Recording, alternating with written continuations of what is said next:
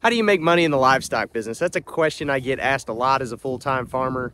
I've got a lot of customers and friends and people that are running cattle, and they don't understand how you do it full-time. And it's really simple.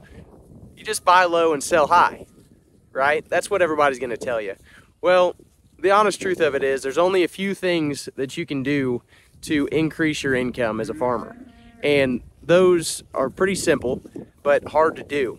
So you can control your costs, cut costs. So we're out here grazing in February. We're not feeding a lot of hay this year, and you have to manage for that. And as a full-time farmer, I have more time to be able to do that. Otherwise, you've got to either sell cows or find more land, and those are two challenging things for any farmer, including me. The next thing you could do is increase turnover. So if with just cows, that's really difficult. The old adage of hogs used to be the mortgage breakers. There's a lot of truth to that, and what that means is that they provide an income, a saleable income every 7 months or something like that with hogs. You could sell them a lot faster, where a cow, you buy a heifer and try to get that heifer into production, you have 2 years before she calves if you're raising, the right type of early maturing grass cattle. Some people don't breed them till they're 3, and then if you do get a live calf out of them and they're able to wean a live calf 6 months later, you can either sell them at weaning and be at the mercy of the market, or you can add value, take them on up to yearlings, 18 months, or turn those calves into cows. So you're at least, 2 years and 7 months from the day your cow drops a calf, or if you buy a calf in production, you're still 7 months to a year out of making money on those beef cows. And that's a long time. It's a big investment, and you've got a lot of money in them by the time you get there. So, looking at other high turnover animals, grazing, yearlings, custom grazing for somebody, or there's just a lot of ways. You got to get creative about that. Running sheep, the old adage is that, ranches used to be paid for sheep, and as soon as they got paid for, they'd be gone and you'd have cows. There's a lot of truth to that. Sheep, you could do, I lay them once a year, but you could do it twice, and they'll wean, a higher percentage rate, and you can sell them faster than you can cows. So that's still a much higher turnover rate, a much faster return on your investment. And so we want to be looking at those things. If you're just trying to buy cows and make a living at it, it's very difficult. I have to do a lot of other things to be able to keep these cows going. And once you get established and once you have enough cows, if you're running them in a low-cost system, you could probably make a living at it. But I think the industry standard is about 500 cows per cowboy, and here in Missouri, that's a big challenge. And so that leads me to adding value. So you don't have to run as many cows as if you can make those cows worth more money. So I'm running registered cows. We're selling Black Angus bulls, registered Black Angus bulls, and sometimes we sell females. This year we may have a few. But I've been building my herd, so that's been a challenge for me. But we're selling grass-fed beef. Coming from a conventional background, my family, we're grain farmers, we're hay farmers, we're cattle farmers. Used to be pig farmers back when the market was still good, way before my time. And so, that all plays into different parts of it. But grass farming and selling grass-finished beef takes a little longer.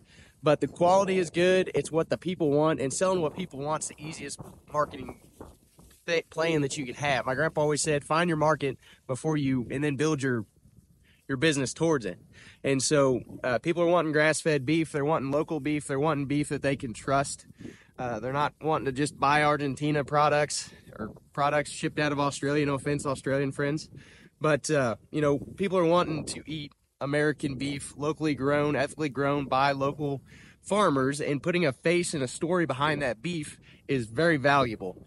And that's, so that adds a premium to our product, and we don't have to, we're not selling wholesale there. It's a lot more work, but I do feel like I'm getting paid for that. So that's the way I add value. The registered breeding stock adds value. I've been working very hard to cull these animals to make a product that is going to be profitable on fescue in my environment.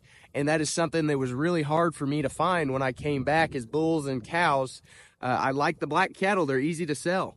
And, that there's a lot of value in that, and everybody knows it. And so they're easier to sell. and they're good cattle, but finding ones that'll perform and be profitable, wean a profitable calf every year on fescue and do it for a long time is a challenge. Is a breed. I think we've put a lot of emphasis on what the feedlot wants and not so much on the cow-calf guy. And in Missouri, we're mostly cow-calf guys, so we have to be able to be profitable so we could send it on down the line if that's what we do. So that's how I add value there. We also custom grazing. I had, you know, that it's I'm selling a grass. I consider myself to be more and more a grass farmer every year, and so there's a service there. People are always looking for more land, and you know, I was needing some cash flow, and so doing that, working with other farmers is a great way to get started. It's a great way to add value there. If we go back to just our own products, anything that you can raise and sell and market yourself off the farm, you ought to be able to get. If you're not getting a premium, at least you can capture, you know, everything that Walmart would be capturing. You're getting the finishing, the processing, you're providing the labor and the input, and it takes in the time to do all those things, and you've got to go find a processor or process it yourself, but you get a little piece of that pie that each one of those businesses would be taking off the top, and as the farmer keeping that, and then, you know, being able to do the marketing, building your business that way. I think there's a lot of value in that, and I would encourage you to look at these things and see how you can add value to your stock to make the most amount of money, especially if you're wanting to go, you know, work a little less in town and come back home more. That's the best way to do it, in my opinion and in my experience. Not saying what you should do or shouldn't do, but that to me is the best way to add value. So just a quick recap here. We got to be able to control our costs.